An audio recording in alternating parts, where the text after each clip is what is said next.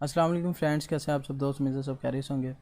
तो आज MTH 501 का लेक्चर नंबर 9 स्टार्ट करते हैं। Linear transformation. मैट्रिक्स के इक्वेशन सबसे पहले आया है कि an equation AX is equal to B is called matrix equation. ठीक है, ये उसने A वेक्टर दिया, ये B वेक्टर दिया, ये X वेक्टर दिया और ये B वेक्टर दिया। ये AX is equal to B basically form के अंदर कन्वर्ट किया गया है। हम इसको बेसिकली ये A वेक्टर, इसको हमने U कह लिया एक और वेक्टर, और इसको O क्यों कहा है? क्योंकि ये आंसर 0 आ रहा है, या इसको हम नल वेक्टर कहते हैं। Solution of a matrix. Solution of a matrix के अंदर अब हम वही बात करेंगे कि solution of a AX is equal to B consist of those vector X in the domain that are transformed into the vector B in range। ठीक है, यानी कि ये जो वेक्टर्स होंगे, ठीक है, solution AX is equal to B वही होगा बेसिकली कि जिसकी हम डोमेन में एंट्री करें और इसकी रेंज बन जाए। यानी कि X अगर हमारे पास 5 हो, X1 5 हो और हमारे पास वेक्टर भी एक ही हो, और वो वेक्टर हो जाए हमारे पास 1, और वो हमारे पास वेक्टर हो 1 0 0 1। ठीक है, ये हमारे पास हो 5 और 6। लेट्स सपोज ये दो वेक्टर्स हों,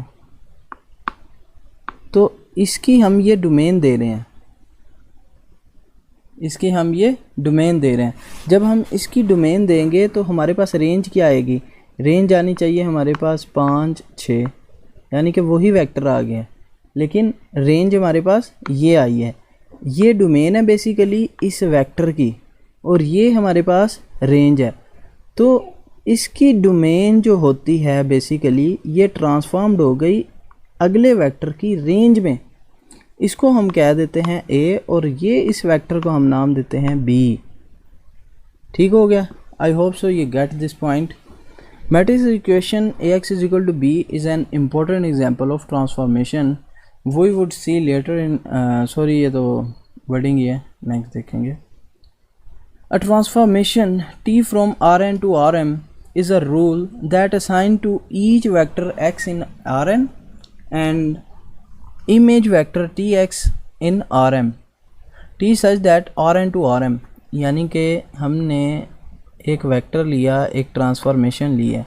ये बेसिकली T रिप्रेजेंट करती है ट्रांसफॉर्मेशन को, ठीक है, और Rn बेसिकली क्या है? एक वेक्टर की Rn इनपुट है, यानी डोमेन है। उससे हमारे पास Rm एक वेक्टर की रेंज पे हम मैप कर रहे हैं। Rn is the called domain of T, Rm is called को डोमेन। को डोमेन को हम रेंज भी कहते हैं। ठीक हो गया? Of T for Rn the set of all image Tx basically Tx क्या कहलाता है? रेंज भी कहलाती है। Tx को हम रेंज भी कहते हैं और को डोमेन को हम रेंज भी कहते हैं। इन दोनों को हम रेंज भी कहते हैं। अच्छा, अब जो है एक चीज़ आप समझ लें कि बेसिकली लीनियर ट्रांसफॉर्मेशन होती क्या है। लीनियर ट्रांसफॉर्मेशन की डेफिनेशन ये होती है कि जब भी हमारे पास कोई भी दो वेक्टर्स हों, ठीक है, और वो दो बेसिकली दो प्रॉपर्टीज़ को सेटिस्फाई करें तो वो लीनियरली ट्रांसफॉर्म्ड होंगे। कौन कौन सी? नंबर 1 उसको कहते हैं लीनियरिटी। क्या कहते हैं? लीनियरिटी। नंबर 1 ये कि A into x1 plus x2 ये बराबर होगा AX1 प्लस AX2 के। ठीक है, यानी AX1 के साथ मल्टीप्लाई हो के प्लस AX2 के साथ मल्टीप्लाई हो जाए। ये है पहली प्रॉपर्टी। दूसरी प्रॉपर्टी है कि C इंटू AX ये बराबर हो जाएगा A बाहर आ जाए और CX। ठीक है, ये दो प्रॉपर्टीज़ है बेसिकली। तीसरी प्रॉपर्टीज़ तो वो तो जनरल होती है कि A को 0 से मल्टीप्लाई करो तो आंसर 0 आना चाहिए, लेकिन बेसिकली ये दो प्रॉपर्टीज़ अगर होल्ड होंगी तो फिर वो लीनियरली इंडिपेंडेंट लीनियर ट्रांसफॉर्मेशन के अंदर वो होगी इक्वेशन, या लीनियरिटी को वो सपोर्ट करेगी। बेसिकली उसी को ये बयान कर रहे हैं, उसी को बता रहे हैं। ये एक एग्ज़ाम्पल है, बहुत ही इम्पोर्टेंट एग्ज़ाम्पल है, आपके पेपर पॉइंट ऑफ व्यू से भी इम्पोर्टेंट है, ये लॉन्ग में पूछी जा सकती है। इसको गौर से समझें। उन्होंने एक वेक्टर दिया है ए, एक दिया है यू, बी और सी, 3 वेक्टर्स दे दिए हैं। अब उन्होंने कहा है बी तो एक्चुअली होता है हमारे पास कोडोमेन में, यानी कि रेंज में, हमने बी को रेंज कहा है ना एक्चुअली, सी भी रेंज ही होगी। ए वेक्टर इंटू यू करेंगे तो हमारे पास बी आना चाहिए, ठीक है। तो अभी वो सारा कुछ क्वेश्चन के अंदर ही बताएगा कि उसने बताया है कि and the transformation T such that R2 to R3। R2 क्या होता है? R2 बेसिकली होता है 0 0 0 0, इनकी जगह 0 0 नहीं, ये A B C D, ठीक है। और R3 क्या होता है? जिसमें हमारे पास A B C D E F G H I, मतलब क्या है कि इसके 2 ही रोज़ हों और 2 ही कॉलम हो, वो R2 होगा, और इसमें 3 रो और 3 कॉलम हो तो वो R3 हो जाएगा बेसिकली, ठीक हो गया। तो R2 से R3 पे मैपिंग है, यानी कि उसकी डोमेन में R2 जा रहा है और उसकी रेंज में R3 निकल रही है। ये उसने कहा है कि ये मैपिंग है सच दैट कि ये देखें उसकी डोमेन में R2 गया, ये डोमेन R2 गया x1 x2, 2 है ना, 2 R2 गया और निकला क्या है 1 2 3, रेंज में R3 निकला है। तो उसने कहा है कि फाइंड TU, यानी कि code domain of U, the image of U under the transformation T। अब TU फाइंड करने के लिए A को U से मल्टीप्लाई करते हैं, हम A को U से मल्टीप्लाई करते हैं तो वो बेसिकली TU आ जाएगा, मैंने आपको बताया, ठीक है। U बेसिकली हमारे पास उसकी इनपुट ले रहा है, वो T के अंदर U को इनपुट ले रहा है। इनपुट जैसे ही हम लेंगे तो ये बेसिकली हमने T को कंसीडर कर लिया, और U A वेक्टर को आपने T ही कंसीडर करना है। T के अंदर U को इनपुट लिया तो हमारे पास आंसर ये आ गया। यही बेसिकली क्या है T इंटू U। नेक्स्ट उसने कहा है कि we have to find the x such that Tx is equal to B। Tx is equal to B यानी कि x1 x2 को हमने पुट कर लेना है, और ये किसके बराबर है? B के। T हमने वही लिया A वेक्टर,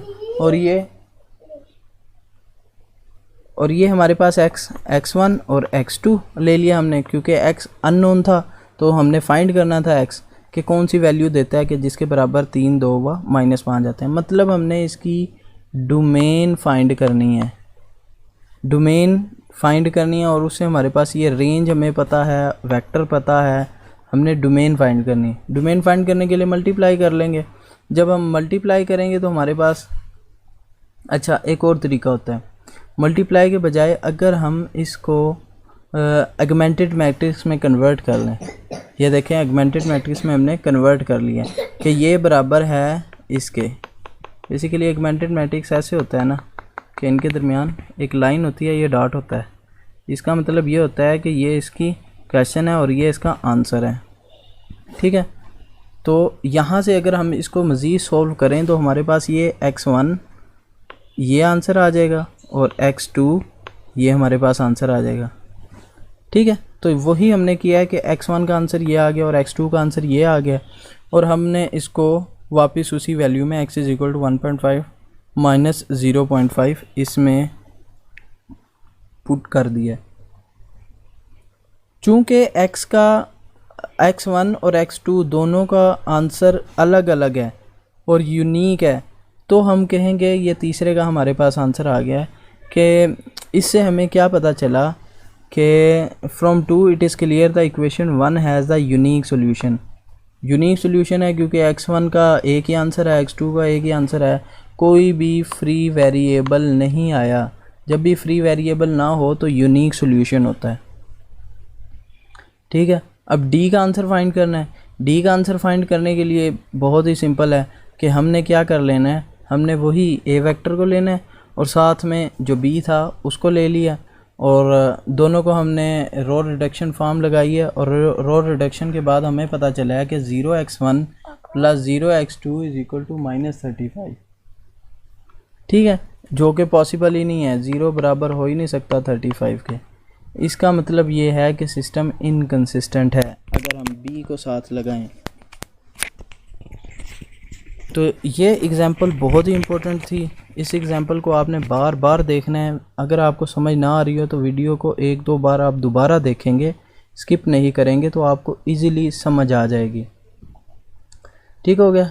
इसके बाद ये नेक्स्ट एक और एग्ज़ाम्पल दी है कि a इज़ इक्वल टू 1 1 0 0 0, ये एग्ज़ाम्पल दी है। Then the transformation x to ax projects points in R3 onto x1 x2 coordinate plane because. अच्छा, ये सिंपल एक एग्ज़ाम्पल दी है जिसकी ये जो है प्रोजेक्शन ट्रांसफॉर्म बना दी गई है, और इसमें जो है ना हम यही इसका बेसिकली आंसर है।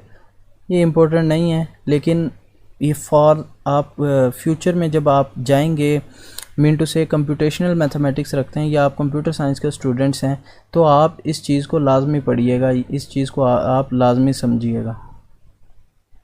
एग्जाम्पल नंबर 4 के अंदर एक डेफिनेशन भी है, वो है शेयर ट्रांसफॉर्मेशन।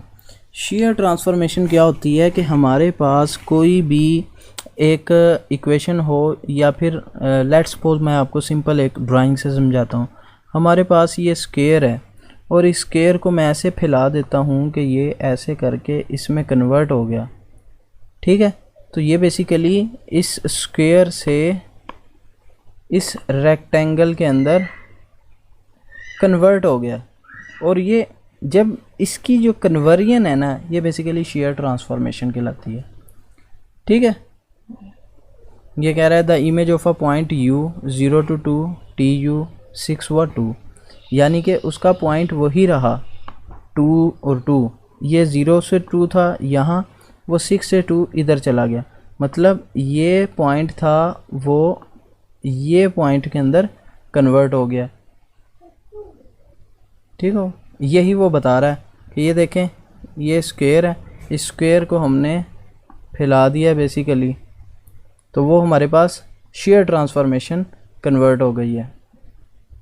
लीनियर ट्रांसफॉर्मेशन, ये अब इसकी जो है ना डेफिनेशन आई है कि लीनियर ट्रांसफॉर्मेशन क्या होती है कि जब भी हम T U plus V is equal to T U plus T V, मैंने आपको ऊपर समझा दिया है, एक्चुअली वही है, इसके ऊपर दो ही ये जो है ना रूल अप्लाई हो रहे हैं। ये दो ही बेसिकली इसकी प्रॉपर्टीज़ हैं। अगर ये दो प्रॉपर्टी सेटिस्फाई होती हैं तो हम कहते हैं कि ये लीनियर ट्रांसफॉर्मेशन है। और इसके अंदर आगे ये इम्पोर्टेंट है कि every matrix transformation is a linear transformation. जो भी मैट्रिक्स ट्रांसफॉर्मेशन होती है वो लीनियर ट्रांसफॉर्मेशन होती है, क्योंकि मैट्रिक्स जो हैं वो लीनियर होते हैं।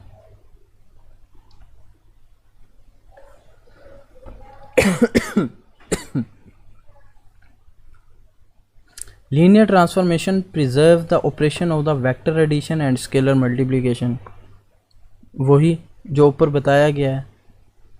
ये तीन प्रॉपर्टीज़ हैं। प्रॉपर्टीज़ तो एक्चुअली ये दो ही हैं, तीसरी मैंने आपको बताया था कभी स्पोर्ट, यानी कि ये तो मौजूद होती है। ये तो नॉर्मली हर वेक्टर के ऊपर सपोर्ट होगी कि ज़ीरो वेक्टर के साथ मल्टीप्लाई करें तो हमारे पास आंसर ज़ीरो आता है। एक्चुअल प्रॉपर्टीज़ दो ही हैं, ठीक है, और वो ये वाली है और ये वाली। ये 3 नंबर का सवाल बहुत इंपॉर्टेंट है, 3 नंबर के सवाल के लिए ये तैयारी कर लें इसको। इसका प्रूफ दिया गया है, बहुत ही सिंपल प्रूफ है, अगर आप एक बार देख लेंगे तो आपको आइडिया हो जाएगा। बाकी इस पॉइंट को आप एप्लीकेशन इन इंजीनियरिंग लाजमी पढ़िएगा, अगर आप इसमें प्रोजेक्ट अगर आप रखना चाहते हैं लीनियर अलजबरा में। गिव अ स्केलर और डिफाइंड बाय, अच्छा ये इम्पोर्टेंट चीज़ है। कंट्रैक्शन कब होती है? कंट्रैक्शन होगी जब भी हमारे पास जो कांस्टेंट हम मल्टीप्लाई कर रहे हैं किसी वेरिएबल के साथ, कांस्टेंट अगर ज़ीरो से बड़ा होगा या ज़ीरो होगा, ठीक है, या हम कहें कि ज़ीरो से बड़ा होगा, तो ये हमारे पास डायलेट हो जाएगा। ठीक है, अगर ज़ीरो से बड़ा होगा c तो हमारे पास x डायलेट हो जाएगा। डायलेट का मतलब x बढ़ता जाएगा। अगर हम यहाँ पे c की जगह पे हम वैल्यू लगाएं 5 और x हमारे पास था 7, तो आंसर 35 हो गया। इसके बरक्स अगर हम 5 की जगह पे 0 लगाते हैं तो हमारा आंसर क्या हो जाएगा 0। अगर -1 लगाते हैं तो हमारा आंसर -7 हो जाएगा। इसका मतलब है कि हमारे पास जो रेंज स्केल थी x की ये छोटी होती जाएगी। इसका मतलब है कि वो कंट्रैक्ट होती जाएगी, सिकुड़ती जाएगी। तो वो जो सिकुड़ना है वो बेसिकली कब होगा, जब r की वैल्यू या 0 या 0 से छोटी होगी। यही लिखा गया है कि जब r की वैल्यू 0 से छोटी होगी या 1 से छोटी होगी, क्योंकि 1 पे भी हम 0.9 पुट करें तो भी आंसर छोटा ही आएगा। ठीक है, 1 से छोटी होगी या 0 से भी छोटी होगी, यानी कि 1 से छोटी होगी, तो हमारे पास जो आंसर आएगा वो कंट्रैक्शन होगी। और अगर 1 से बड़ी हो जाएगी वैल्यू या 1 के बराबर हो जाएगी तो आंसर हमारा डायलेट हो जाएगा।